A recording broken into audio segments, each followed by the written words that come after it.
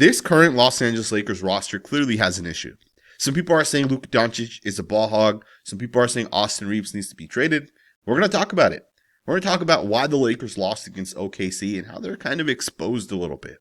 To me, when I watch this game, the Lakers come out, they come out firing. They're up 6-7 points in the first 2-3 minutes. Then they're down 12 by the time the first quarter ends. They're down 32 by the time the first half ends. And this game was not close at any point, right? The Lakers never got back into this. So what can the Lakers have done differently? Some people are saying that this game came down to the fact that the Lakers, Luka Doncic specifically, is a ball hog. And I want to talk about this a little bit. Now, Lakers Legacy puts this tweet out. He's not necessarily calling Luka a ball hog, but he is asking for Luka to make better decisions with the basketball.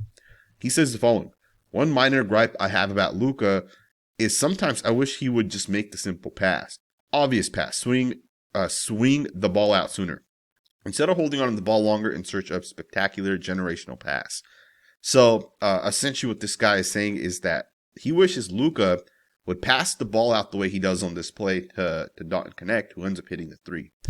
Instead, and he gives us another example down here, he's saying instead this is kind of what we're seeing. He's saying, here's an example. Why don't you just swing this to the open 50% three-point shooter? Talking about Rui Hachimura. Now, you guys will obviously see Luka is double-teamed. He ends up shooting it. He ends up missing. And he did have Rui Hachimura wide open, essentially, right? He could have made this pass. Rui clearly has his hands up. He's ready for the basketball. And Luka ends up instead shooting the ball in a situation where there were 7 seconds left on the shot clock. He could have passed it. Now, some people are taking this and saying Luka Doncic needs to do a better job passing the basketball. And the thing is Luka does pass the basketball around a lot. I watched the tape. I went back and I watched every single play, especially early on. And one of the things you're going to notice is Luka did pass the ball out to guys that were open, and guys just weren't making shots. And we saw this multiple times yesterday where guys had open shots. Rather, Luka was the one making those passes, and essentially guys were missing. And if it wasn't Luka, maybe it's DeAndre Ayton making a pass to Jake LaRavia, and he's missing. Yesterday, the Lakers were off. They just were not able to hit their shots. And the Lakers have been off a lot this season, right? They've struggled in multiple different games. They've struggled in multiple moments where guys just weren't hitting their shots. And it's led a lot of Lakers fans to believe that the Lakers got to make some sort of trade. They got to go out there. They got to get a little bit more consistency. They also got to get more athletic, which we'll talk about a little bit later on. But I want you guys to watch, or at least look at this stat right here. So one of the things that we can look at is just kind of looking at the different lineups that the Lakers are kind of going to.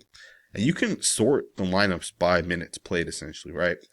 And the most go-to lineup for the Lakers, or at least the lineup that is the current starting lineup, the Lakers are struggling with this lineup when it comes to three-point shots. 29.4% of their three-point shots are going in. The league average is about 36%. So their starting unit right now is just inefficient. They're not hitting their threes. And of course, in the NBA today, it's all about hitting threes, right? You got to be able to hit your three-point shots, especially given, you got a lot of pick and roll and those type of things. The Lakers are struggling, and it's not just Luka Doncic. Like, he is getting the ball to open guys. They're not hitting their shots. The Lakers have games where, they'll be on fire, but then they'll have games where they struggle a little bit. And it's not just one guy, right? Like, it's not just Rui Hachimura or just Austin Reaves or just Jake LaRavia. There's different moments, different games. The Lakers are struggling, and I think it's one of those things where, LeBron will be back probably in that game against Utah when the Lakers kind of get back off that 5-game road trip. But does that make you that much better? Like, is your efficiency going to go up with LeBron out there? It might, right? It might go up, but at the same time, you got to also keep in mind, like, will you have other issues kind of rise when LeBron gets back? Athleticism. Rui Hachimura is going to go from playing the 4, which right now he's a great player to have at the 4. He's going to go down to the 3, and he's not as good playing the 3, in my opinion, than he is as the 4, especially with both Luka and Austin Reaves out there, right? So the Lakers are inefficient right now. The lineups that they kind of have out there aren't great. This stat is kind of interesting, by the way. The lineup that the Lakers have had the most success with, or not most success, but the lineup they went to from a minute perspective the most, and they've actually had success with it, is essentially going to be the lineup without Austin Reaves, swapping him out for Jake LaRavia. All the other guys essentially stayed the same. And again, it's kind of interesting, right? You're going from shooting 29% to almost 37%, which that's a pretty big difference. Also, another lineup, the fourth most minutes that this Lakers have had within this lineup, 43% from the 3-point line. That's going to be Jarrett Vanderbilt, DeAndre Ayton, Rui Hachimura, Austin Reaves, Jake LaRavia. LaRavia is in the most efficient lineups that the Lakers kind of have, or at least lineups that are good or having success, or at least hitting that league average. And he's done a really good job this season forcing turnovers, and I've highlighted that in past videos, so I won't really get into that. But there are also, I think, three major reasons right now why the Los Angeles Lakers are struggling, and you can apply this to yesterday's game against OKC, but you can apply this to the rest of the season as well. You can apply this to basically every single game. And every game the Lakers have lost, this kind of applies. And even some of the games that they've won, this still kind of applies a little bit. Right now, the Los Angeles Lakers, to me, are playing way too much ISO ball. And it's not just Luka. If it's Austin Reaves with the basketball, or if it's Rui Hachimura, and yeah, Rui Hachimura tries playing ISO ball. And we saw that against OKC yesterday a little bit. And Rui Hachimura, to me, is a shooter, right? Specifically, he's a catch and shooter. He's not a creator. And he can create, but like the times where he drives to the basket, that's not a high percentage coming from Rui Hachimura. And again, it's not just Rui or Reaves or Luka. Whenever other guys get the ball, there's just not enough screens. There's not enough designed plays, right? It's not enough designed concepts, right? It almost seems like the Lakers get the ball, they get into, on their side of the half court, everything slows down, and then everybody isos out, and okay, Luka, figure it out. Drive Luka and then kick Luka. It's just not good enough, in my opinion. And they do have success running picks and they do run design plays. It's just not consistent enough right now, in my opinion. Now, obviously, if you're a team that's going to run a lot of ISO basketball, that also means you're not going to have a lot of catch and shoot opportunities. And I think catch and shoot is a very, very important part of being able to have success, because catch and shoot is usually you're catching and shooting 3-point shots, usually, right? But the thing is, the Lakers aren't getting into situations where they're going to be able to have those catch and shoot opportunities. We're not seeing, pick and rolls happening. Austin Reaves drives and then he kicks out to a wide open play. We're not seeing this happen. Right now, the Lakers are averaging 24.2 points in catch and shoot opportunities. And look, it's one thing if you're shooting, 40 catch and shoot opportunities and then you're missing. That's not what's happening right here. What's happening for the Lakers right now is they're literally just not taking enough of these catch and shoot opportunities. Only 22.5 attempts per game on average, which is the worst in the NBA.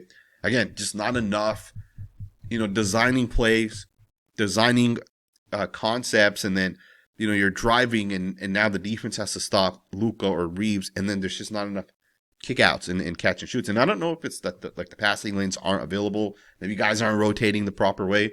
I don't really know, to be honest, because there are moments where I feel like the offense is too ISO and then someone just kind of shoots the shot.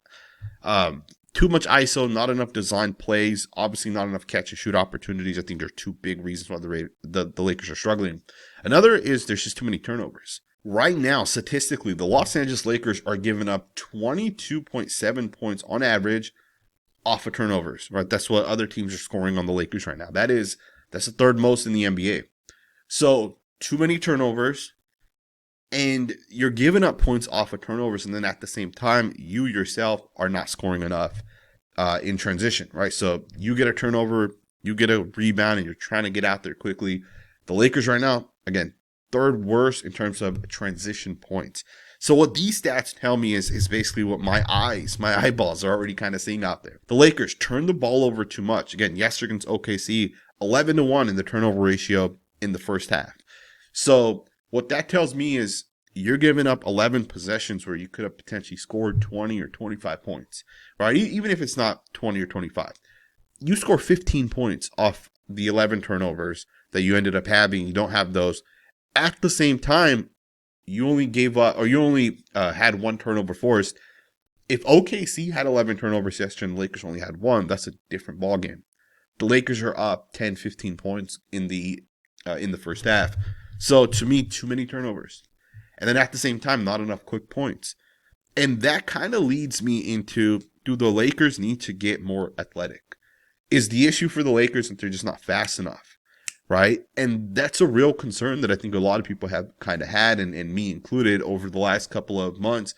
And I think we're kind of seeing the effects of that right now on the court. Luka's not super athletic. Austin Reaves is not super athletic. Rui Hachimura is not super athletic. DeAndre Ayton is not super athletic. These guys are not athletic where they're going to take the ball, dribble it, run, and go dunk the pass. And there's literally no player right now that I can think of for the Lakers that's super athletic. Maybe Adol Thero, but he obviously hasn't played. So, and we don't even know when he'll play, truth be told, right? Even if he ends up coming back in the next week or two, which is the updated report, we don't even know like when he'll have real starting minutes or real minutes for the Lakers. Like, we don't know when that's going to happen.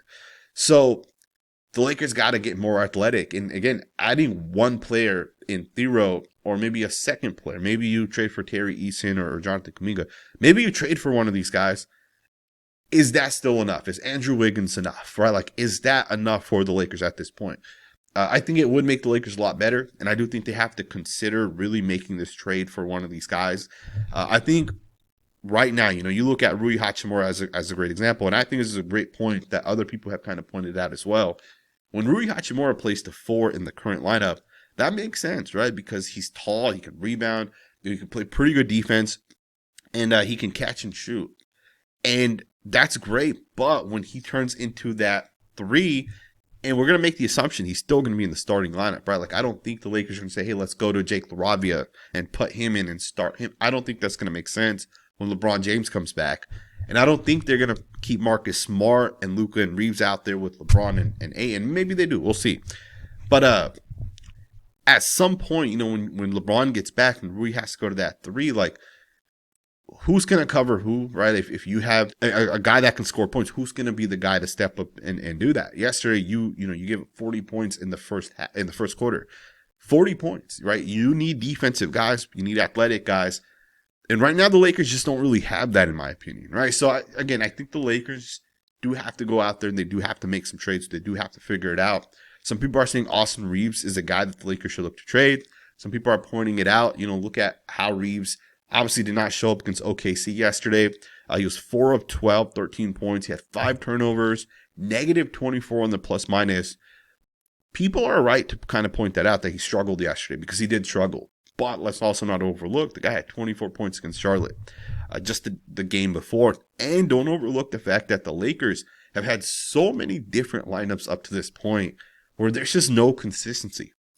OKC, on the other hand, have been consistent. Now this is like the 3rd season where it's been like the same team, the same core group of guys for OKC.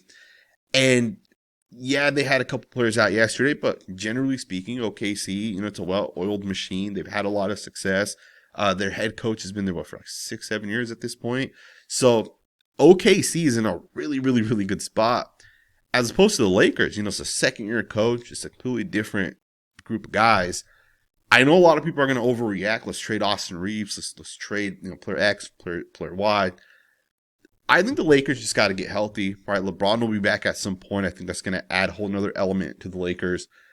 Obviously, I understand LeBron, turning 41 years old. He's not in his prime the way he used to be. So I think they still got to go out there and add some athleticism. But adding LeBron back at least gives you another guy that can handle the ball. It's another guy that can score. Maybe he can, score quickly in transition. I think he can still do that, which he showed last year. I think the Lakers are going to be fine, man. Again, I know a lot of people are going to overreact, but I think they'll be okay. Let me know what you guys think in the comments below. Thumbs up, subscribe, and I'll see you guys next time with another video.